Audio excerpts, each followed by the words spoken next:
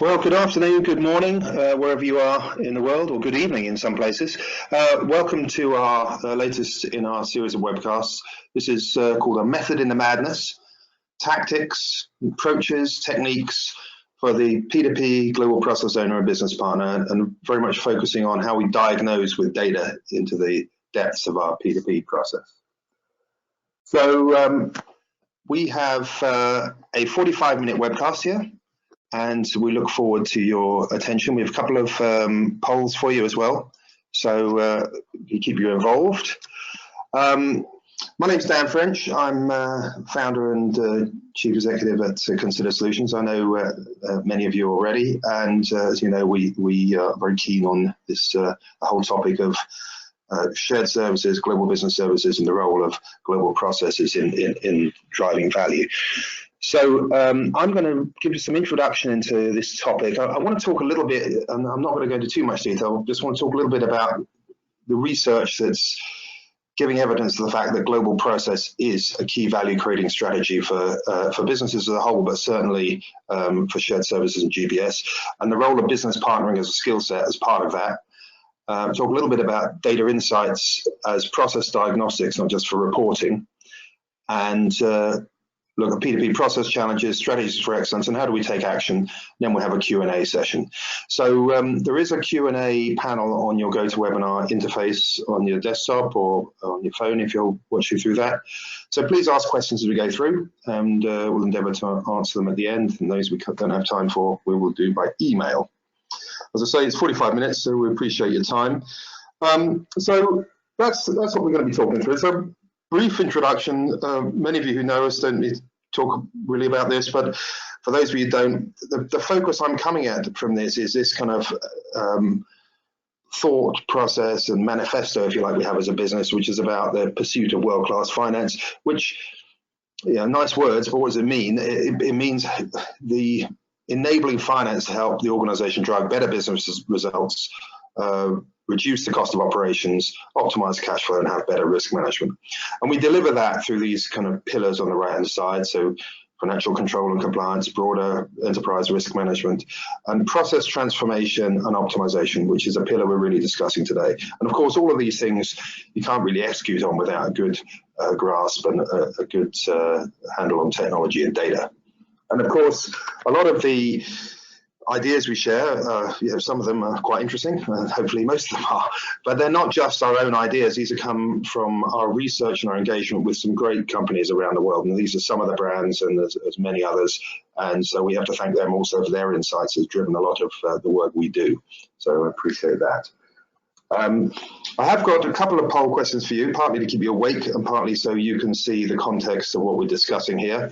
They're all anonymous, so don't worry about it. You're just going to see some statistics.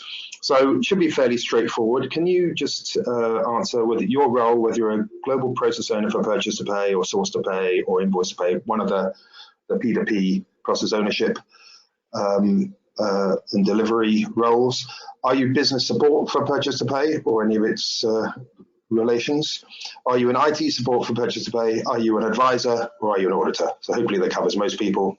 So if you could just give us, that should be fairly straightforward. So let's give you 10 seconds to, if you can have to spend some time to think about what you do. Okay, well, let's have a look at what those results are.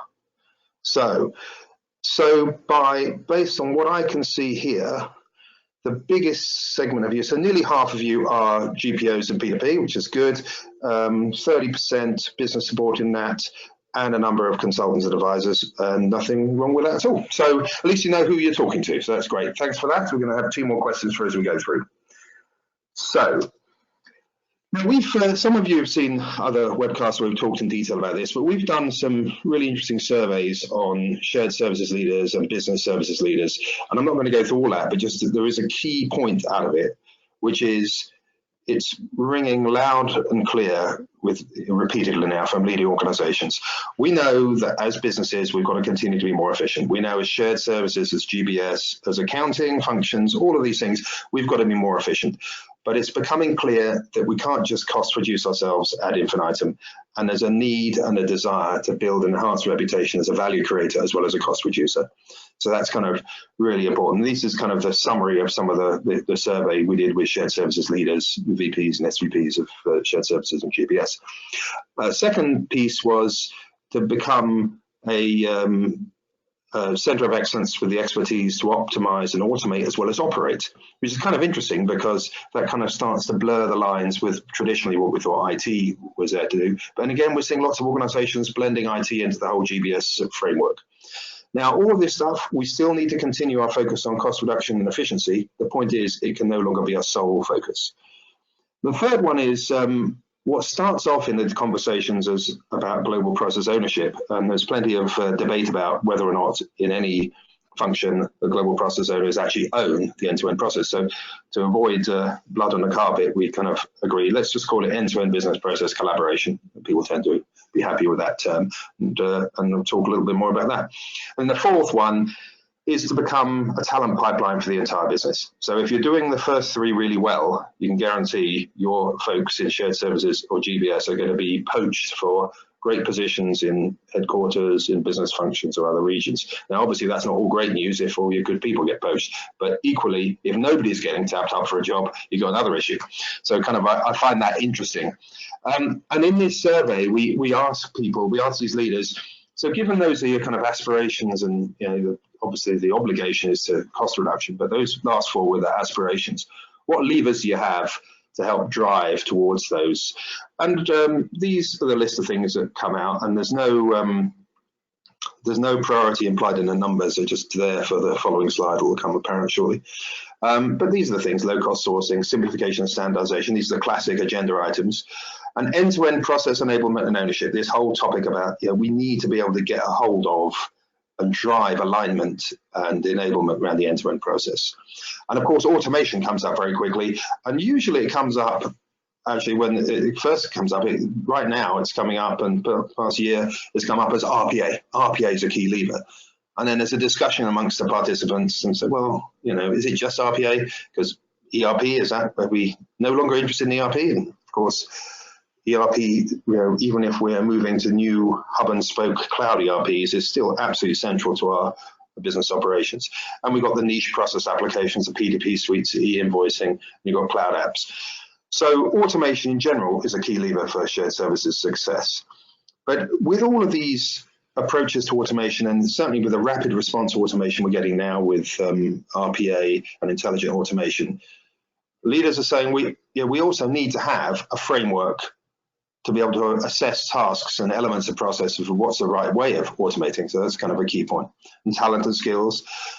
Then comes this topic about what are the skills we need, this engagement skill, this business partnering skill to engage with our customer, our internal customer in shared services or GBS, and focus on them and their customer, and what do they need to do to drive their customer success, which gives you insight into what the real issues and priorities are, how to engage, how to drive interest and value. And of course, it's reinforced that, you know, in shared services and GBS, we're not a supplier.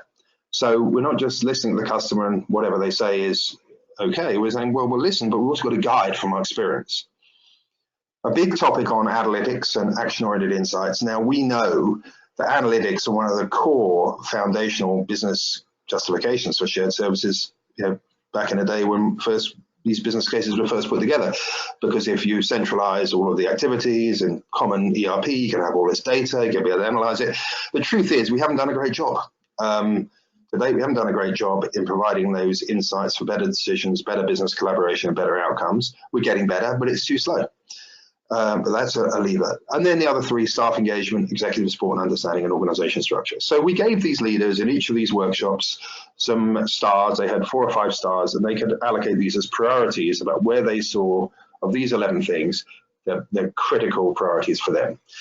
And of course, as you can see, some of these are quite closely related. So we took the prioritization against these 11, and then we clustered them against related items, and then we looked at the scoring. And what was really interesting, and it still kind of fascinates me to this day, is that I always felt that B would come out at the top, the whole automation layer: simplification, standardization, assessment for automation, and automation itself. and invariably comes out second. And the one that comes out first is about end-to-end process enablement, business partnering, and the data analytics to drive value through that. And the reason it ends up like this is a discussion that leads to all of this is most of these organizations, they've got good experience in automation of all sorts, including RPA and various other things. And they say, we know about applying automation before we understand the process, and we know the mess it causes. So, there's no, we need to make sure we've got a better grip on the end-to-end process before we start applying our automation solutions. And that makes a lot of sense. C and D, you might think, well, it's surprising they're so low. And maybe because the organizations that we've been participating with are pretty mature, so they may feel they've got this cracked, so it may not be so much of an issue for them. But you get the point. The big issue here is A and B, and that really has made us rethink in a lot of our discussions about what our priorities really are. So that's kind of important. And when you talk about business value and driving value and driving shared services, GBS Success, the value word right now is very much associated with transformation. So value is all about transforming our business, and it's a much overused word, of course. So we use transformation to mean a lot of things. It's actually meant to mean something fairly substantial, a metamorphosis almost. But you'll see there on the left that you might wonder what that is. That's the impossible waterfall, which is going uphill. That's not to say that transformation is impossible, but it gives you an idea of what's maybe some of the challenges. But what I like is what the example I'm going to share with you is what I think is an example of real process transformation. And process transformation isn't all about technology. And in fact, this particular example isn't necessarily underpinned by very sophisticated technology at all. So this is actually based on the Uber business model. So we all know Uber is a ride-hailing app and a ride-hailing service. But when Uber opened up in a new city, they acquire a service provider. That's the folks who drive the cars. And they start to acquire the customers. But of course, a lot of the customers have come from other cities, so they're already enabled. And when we go to their city, we go in, you click the app, and they locate where you are. You say where you want to go. They propose a service, and they have to select a service provider to propose a service, so they've got to know they can fulfill it. But the interesting piece comes when you say, yeah, I'll do that. The first thing they do is commit the service provider, and they commit the service provider before they commit you, the customer. And that's kind of really interesting, because it's not often in business we see that happening on a transactional level. We're committing the supplier before we commit the customer. So that's the first thing that's interesting about this. And one of the reasons they're doing that is obviously to make sure that they can deliver value to the customer. They then commit and charge a customer, which is us, and of course they commit and charge us right then and there. So Uber have the wonderful position of having a day sales outstanding of 0, which is something that, even if a day sales outstanding of 20 days would be in nirvana, but 0 days is a killer. And then the third piece is they pay the service provider, the driver, within 7 days of the ride, and they may only get 75% of the fee, but most of them recognize they don't have to get the customer, they don't have to advertise, they don't have to do all that stuff. But also, many of them say, when we work for other taxi firms, you have to wait 30 or 45 days to be paid. In this case, we get paid in 7 days. So what's interesting about this is the service provider, well, the customer is obviously happy with the service and they're paying up front for a service, and the supplier is really happy. So there's delight at both levels. And when you look at that process, it's not just an order to cash process, and it's not just a purchase to pay process, it's an integrated business process. And as I say, that's not built on particularly sophisticated technology. What's interesting about it and what's transformative about it is the way in which the steps of the process work. And that, I think, is one of the key things when we start thinking about global process. How does that process work? How do we put it together? How's it assembled? And are we doing all the right things in the best order? And other things we could stop doing. And I think this is something for us to think about. I'm not suggesting we change our business models immediately to do this, but this is the essence of transformation. And this is the essence of thinking about global process. What are the ways in which we can operate? So it's becoming clear, not just because everybody, most organizations now have job functions called global process owners, but also this experience and its feedback we're getting that global process enablement, global process alignment is a key value creating strategy for shared services and GBS and for the organization as a whole. And so, we know obviously global is self-evident, but we've got stakeholders all over the place.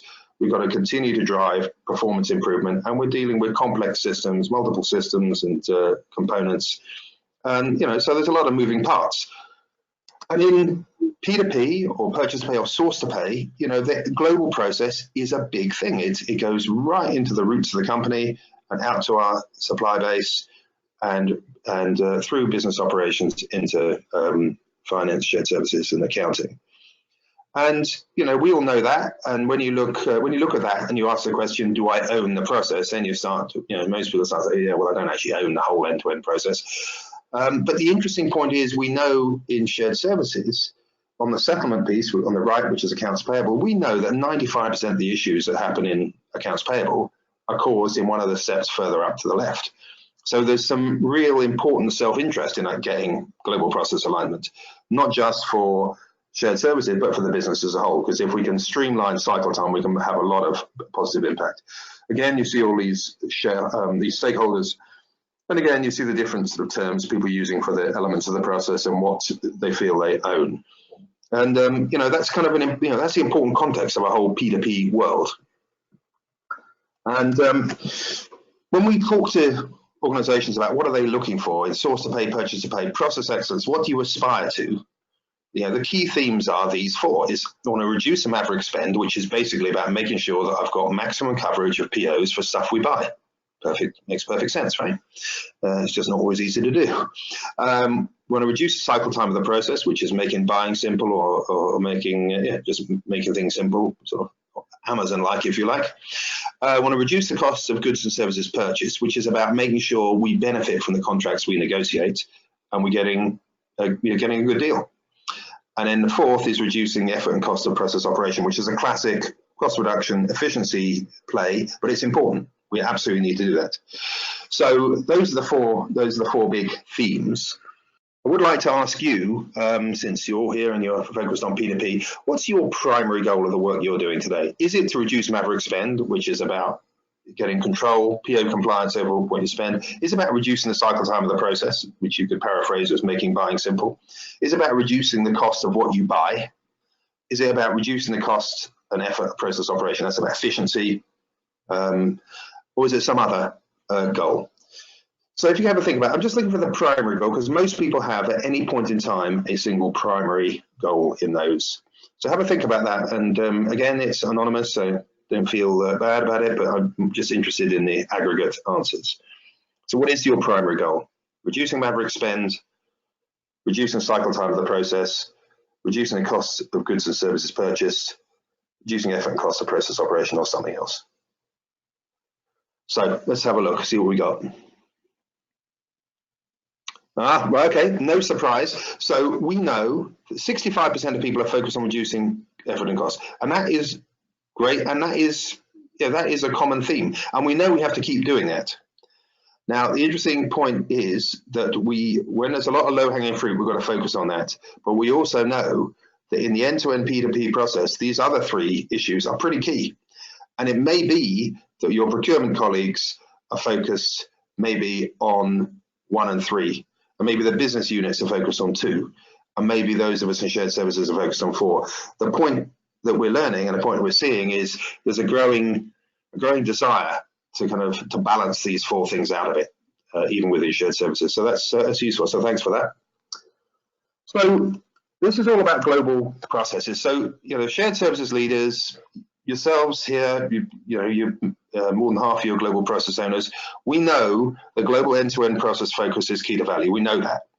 Now, one of the challenges we have in our businesses and in shared services is, if you look at these images, that kind of pathway through the maze, that tunnel, is kind of how we've structured our shared services and transaction services operations. We've focused on transaction efficiency.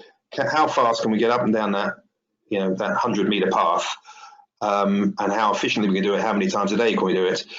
And whilst that's important, as we start thinking about the global end-to-end process, we've got to get a bit more of a helicopter view and get up above the maze and work out where this path is going, and are we actually on the right path, or sometimes should we be on different paths, and how we really get into the end goal. And I think this is a really, really important thing, and I know a lot of folks are struggling with it. I've been given this job as global process owner, but what do I do? How do I change how I operate? And yeah, we cannot lose sight of the tunnel. We cannot lose sight of the efficiency up and down that path. But we've got to have better ways of getting kind of a helicopter view. And that is what allows us to engage with the business and our customers and our customers' customers. So this is this point about capability and skills. We need to develop these capabilities to engage with our internal customers, to communicate effectively with them, not just about what we need to do, but about their world and about their priorities, understanding, collaborating around common issues, developing a shared vision, and ultimately having coordinated execution. And my assertion is if we can achieve all of those things, if we have all those skills and we can execute on those, then who owns the end-to-end process becomes a moot point and doesn't really matter. And I'd also argue that sometimes asserting that you own the end-to-end process before doing those things can actually be a barrier to success. So I do think we need to put more effort into developing these skills amongst our teams. So on this topic in P2P, our latest research, again, I'm not going into all this, but there's one theme from our latest research on P2P pain points that I really want to share because it really echoes some of these issues.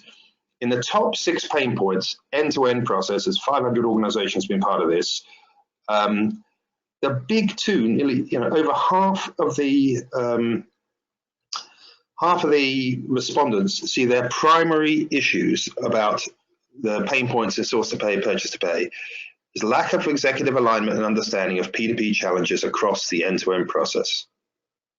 And secondly, lack of clarity and overall accountability, responsibility, expertise, and work. And that's all about that whole end-to-end process and how do we really engage with it. So if executives aren't clear on it, then it's not surprising. It's a bit of a challenge if you get the job of being a global process owner.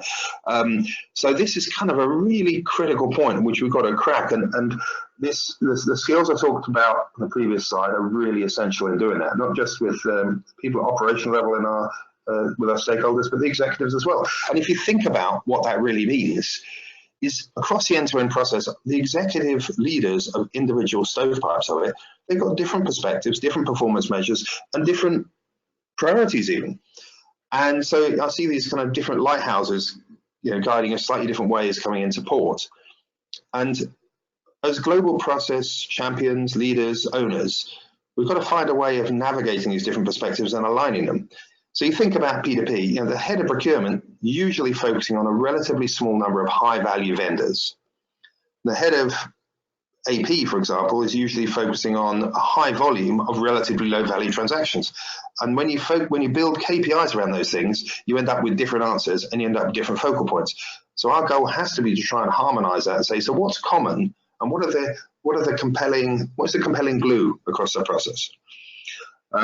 So it's not surprising that with these kind of differences of opinions, we do jump into sometimes this, okay, let's deploy some technology that'll solve our problems.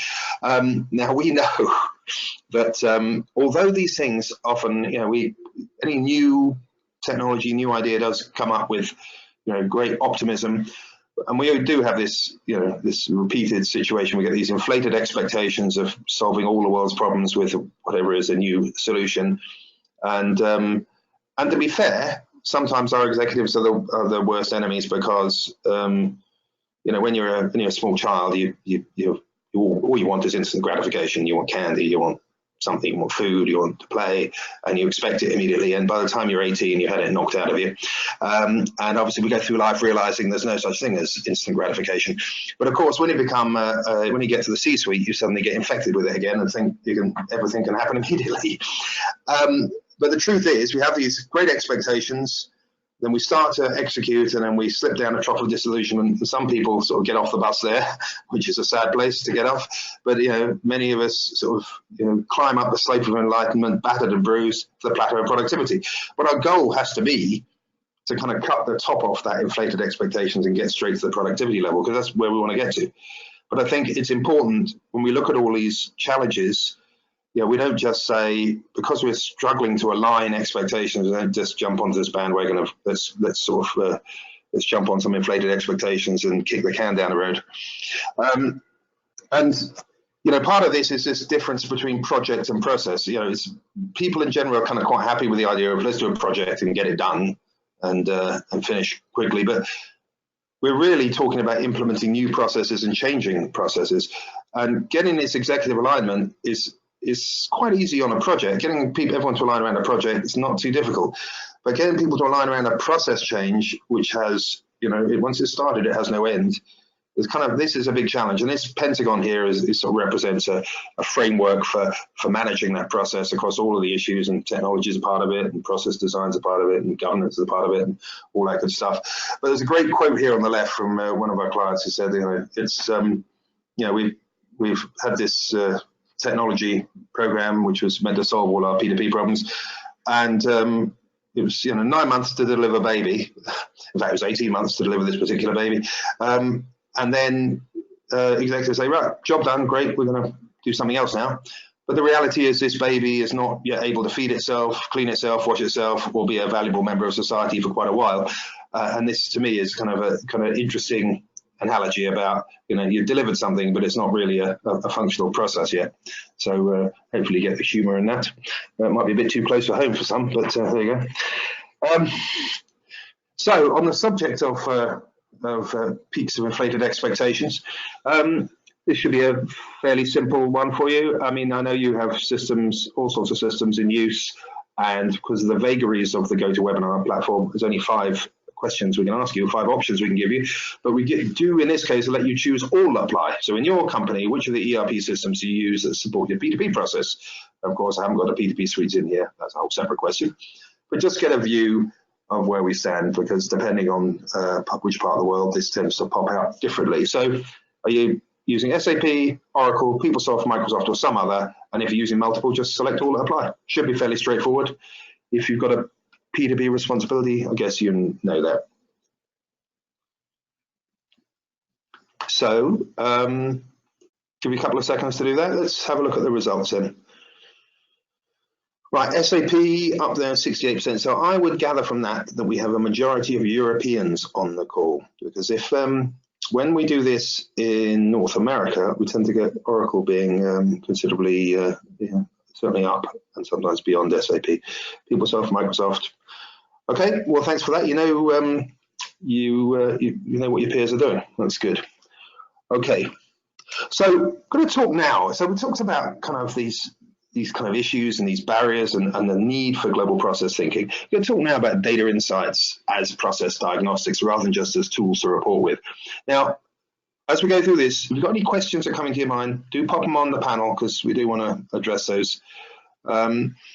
So let's talk about data insights. Now, we all know that we've got data, we've got more data than we ever had, even in our businesses. Our ERP systems, our P2P systems, all the other systems we've got are chucking out data at a rate of knots.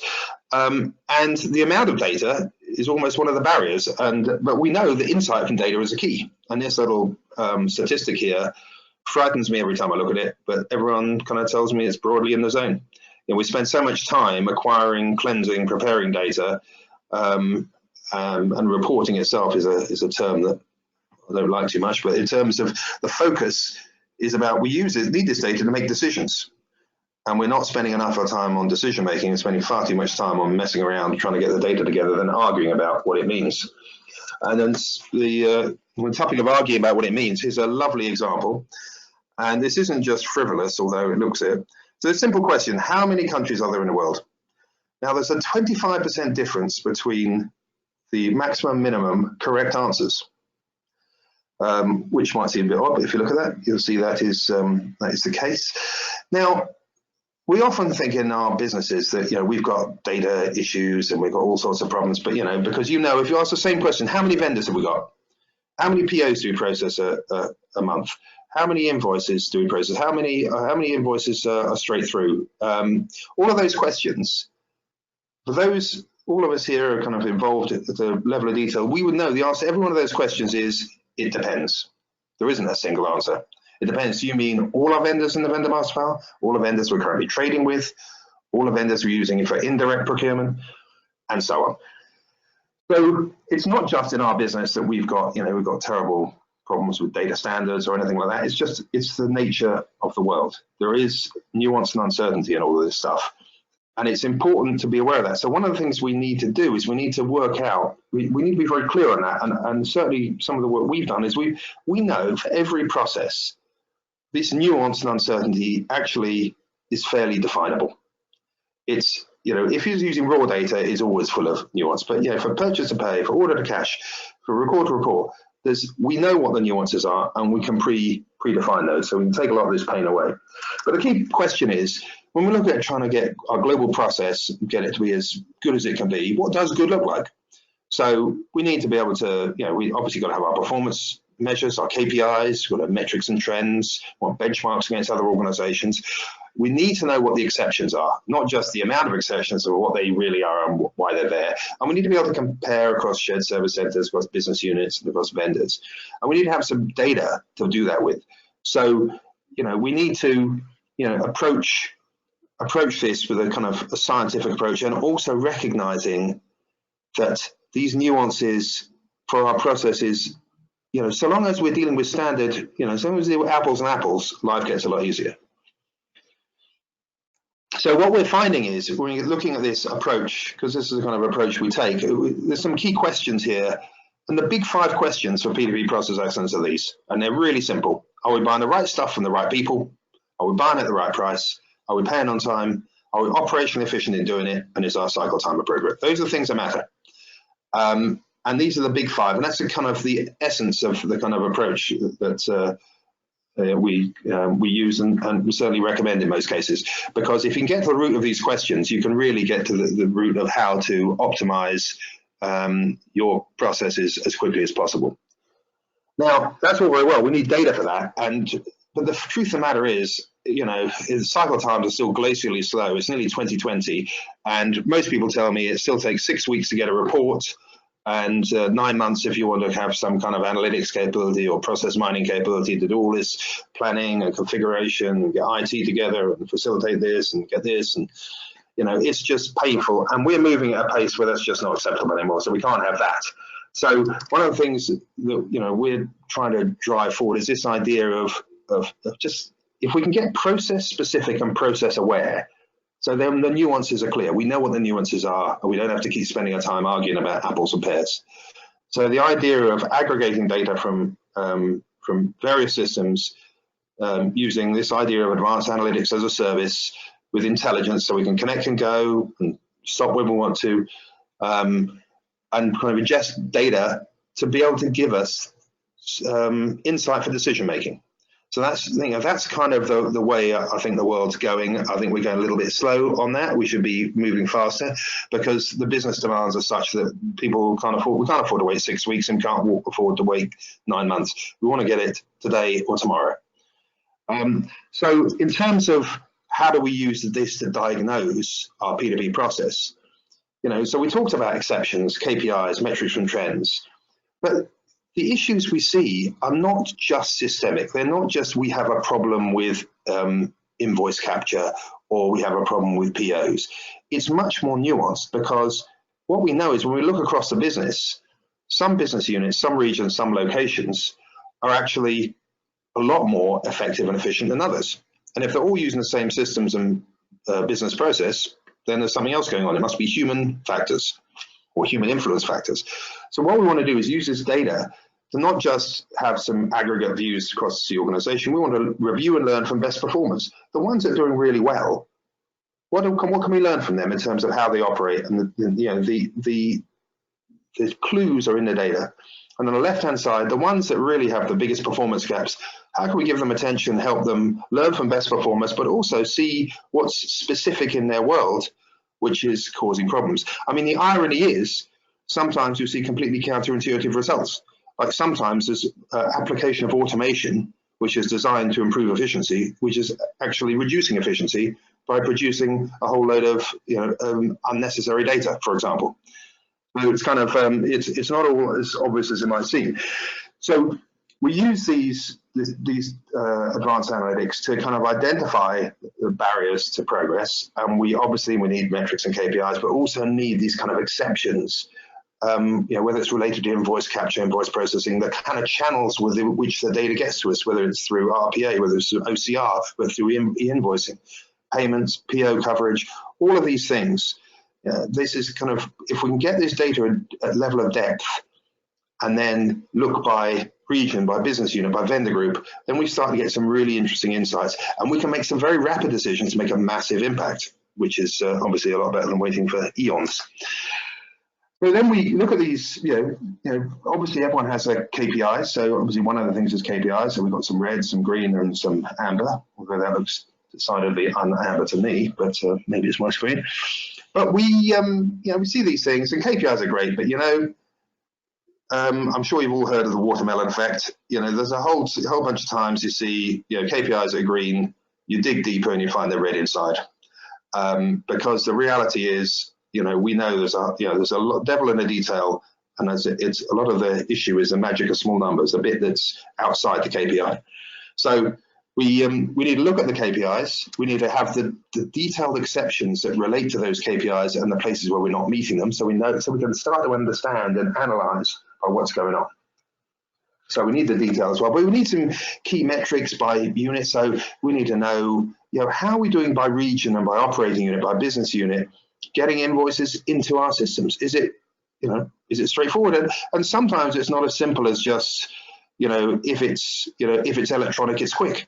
There are situations we're seeing where there's places where it's manual processing is quicker than the automated processing. So what's going on? Sometimes there's backlogs and all sorts of other stuff. So looking at that, looking at the invoice processing times, obviously processing times start to affect your ability to pay on time. So if the processing time and the invoice capture times are high, you've got no chance of paying on time. But the more we can get granular about this stuff, the more we can start shining a light on where the real issue is. And we can look at that by business unit and start saying, okay, so what are we learning here? Not just as aggregates, but looking at the detailed nature of data. And then payment terms are a really interesting problem, and it's many faceted. So we know, I think Fortune 500 companies, certainly in the US now, are the average payment terms are 57 days. And we look at this and we dig into the detail, and we're seeing 41% in this case, 41% of value is on payment terms of 7 days or less. It doesn't make sense. Now sometimes that's a byproduct of having having poor invoice processing times. So, so then we have to say, well, once we get them through, we've got to pay them really fast. But then you start getting the habit of happening all the time. So looking at all these dynamics, relating cause and effect, and start to work out how can we improve these things. And, there's still a big issue. And in fact, it's a growing issue. In our survey, I think it came out one of the third biggest issues for invoice to pay, accounts payable, was still duplicate and erroneous invoices coming in. And you wonder why it's still a problem, because again, we're nearly 2020, we've got all sorts of great technology, we've got great ERPs, we've got embedded three-way match, all this good stuff, but it's getting worse. And some of our process analysis has led us to realize that some of the, as I said earlier, some of the smart technologies we're using in OCR and RPA particularly, we're seeing situations where we're processing lots of stuff, and those processing mechanisms themselves are not quite tuned right, and are kind of creating unnecessary additional information. So in this case, you see, great example where this doesn't look like a duplicate invoice, but this smart advanced analytics have worked out actually, yes, it is, even though the vendors look different, because the details are when you actually look at the vendors, actually just related entities, same address, both in Mannheim, and you can do the research and prove if that's the case. So, we're looking at data, we're looking at vendor master data. I mean, this is a problem for everyone. We know master data is a kind of engine for most of our processes. But the problem is most organizations have so many duplicate vendors and so much vendor master data issues. It's a kind of a massive project in its own right. Never quite gets to make the cut. So year on year, we can still have this issue, and it creates all sorts of problems. Most companies have 10 or 20% of their vendors are duplicates and unpleasant, but there's some smart things here, and this is a logarithmic scale. So while they don't look very big differences going from left to right, these are massive different numbers. But what we've worked out is, in terms of being able to deal with vendor master issues as part of business as usual, if you can isolate the ones that relate to current activity. So if you've got current trading activity on these vendors, those are the ones you need to work out. And you can deal with a relatively small number very quickly and have a massive impact.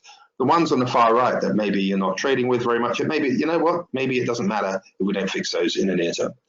So there's a great way of addressing a vendor master problem. And then, of course, are we buying the right stuff from the right people at the right price? We miss this a lot. We've got all this data, and we can establish where we're getting unexpected price variances from the same vendors for the same stuff.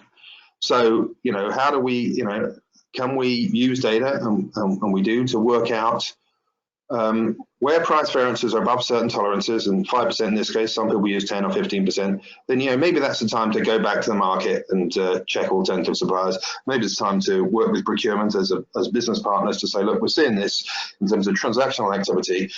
What should we do about it? Is it a priority? How are we going to address it? Again, more data to give us more insight into what's going on. And all of these things you can aggregate and weight to basically work out which of our business units, which of our locations, which of our vendor groups really need the most attention, because that's where we're going to get some of the really big wins. So you can see this, some very, very big swings at the top compared to the bottom. And of course, so what we're going to do is take this data, we've got to look at performance indicators, exceptions, and metrics and trends, and answer the big 5 questions. So you remember the 5 questions I mentioned before? So one of them is, are we paying on time? And some KPIs and some exceptions. But the thing to remember is performance indicators can be you can suffer from the watermelon effect. So we tend to focus on the exceptions, focus on what's going wrong and what the variants are in the process. And then what we use there is use that to take action and prioritize action. So we build these models for each of the 5 big questions. Are we paying on time? What's the value impact? What's the root cause? And looking both at strategic potential, strategic options, but also quick wins for value creation and quick wins for efficiency. And it's kind of interesting because in business, we tend to get very focused on strategic programs, which are high cost, long term, and high value, of course, if we get them right. But sometimes we miss the tricks of getting the quick wins. And if you can get the low-cost, short timescale, quick wins in, it gives you a lot more headroom to address strategic programs with a lot more insight about what you really need to do and avoid some of the unpleasantness that goes on. So I do think this whole thing about assessing and diagnosing, building your action plans, building your priorities is really a smart thing to do if you've got access to the data. So it brings us back to this whole thing about global process alignment. We're trying to not just solve the problems in AP, we're trying to solve the problem right up the, align the process right up, top to bottom, across those 5 big questions. And of course, global process alignment is key to value, but we can only do it if we've got the data. We need a performance measurement, we need the metrics and KPIs, but also we need this continuous execution insight about these exceptions, what's going on in the engine room. So, when the low oil pressure light comes on in your car, you go, oh, I better take it to the garage. I have no idea what the cause is. Just, is it evaporating? Have we got a leak? No idea. We've got to know on a continuous basis how our P2P engine, where it's leaking, where it's working well, where it's running hot, where it's running cool. So we take this approach in this kind of idea of advanced analytics, and the 2 key things here. Process aware and process specific. That is definitely the way the world is going, because that's the way we can get past all this nuance and apples and pears discussion. Focus on taking action on operational efficiency and cycle time issues, and driving end-to-end business value as business partners for collaboration alignment, identifying barriers up and down the process, supporting the decision making and informing strategies for success. So I've talked through that, and I've talked through kind of the approach we tend to use, and hopefully that's been thought-provoking. Just some things to think about. Yes, we've got to keep driving cost efficiency, but value is critical. We've got to keep finding ways to drive value, otherwise we're just an alternative to outsourcing. Global process alignment is the answer. It's becoming more and more clear to me. I was ambiguous about this a while ago, but I've become very, very clear on this. And part of this is business partnering skills are the key. We've got to develop these skills if we're going to get best execution on global process alignment. We've got to diagnose with data rather than just report with data. We've got to get depth and detail. And this idea of advanced analytics as a service for speed of response, not 6 weeks time, but tomorrow, immediacy is the issue. And this P2P process assessment model, I've just talked about one of the 5 big questions. We address all 5. If that's something you're interested in knowing more about, let me know. I that's the topic we've talked about. I know you've been asking some questions, and we've got a couple of minutes left. How are we doing? Yeah, we've got a couple of minutes left. So you got some questions. And if you haven't answered them yet, you can email me. But there's a few questions here, so let me have a look at the interface. What we got here? Okay. Question here. You mentioned the P2P survey. How do I access the results? Good spot. You've been paying attention. Well, we have done a very exciting P2P survey. It's hit about 500 organizations. We have the results, and we're finalizing the report right now. It's going to be published in the next few weeks. So keep your eye out, or let us know. Drop me an email if you want to get a copy of it when it's out. We've got the raw data, but now turning it into a digestible form is it's taxing a few big brains, but it's certainly a lot of good stuff in there. So thanks for that. Another question here. What does this have over and above the data and KPIs I get from our BI group? Well, I don't know what data and KPIs you get from our BI group, but in essence, I kind of talked about this idea of continuous daily KPI reporting, detailed data on exceptions up and down the process, not just AP exceptions. It gives us insights on assumptions and variations, allows us to look by organization unit, by channel, by type of, by channel of invoice, for example, by type of PO, by, purchase request type, and also helps us identify whether technology is not giving us the value it should do. And it also helps us identify the places where perhaps we should be applying niche rapid response technology. It's more granular, certainly, in my experience, that granularity and immediacy are the big issues, and of course, there's no lead time. It's a connect and go idea. Your 45 minutes and my 45 minutes have run out. I appreciate your time. Thanks for your participation. I hope you found that thought-provoking. Got any comments or ideas or things that we should add into our approach for this? Drop me an email. If you want to know more about that approach across the 5 big questions, let me know. I hope you found it useful, and thank you very much for your time, and look forward to speaking to you again soon. Thanks a lot.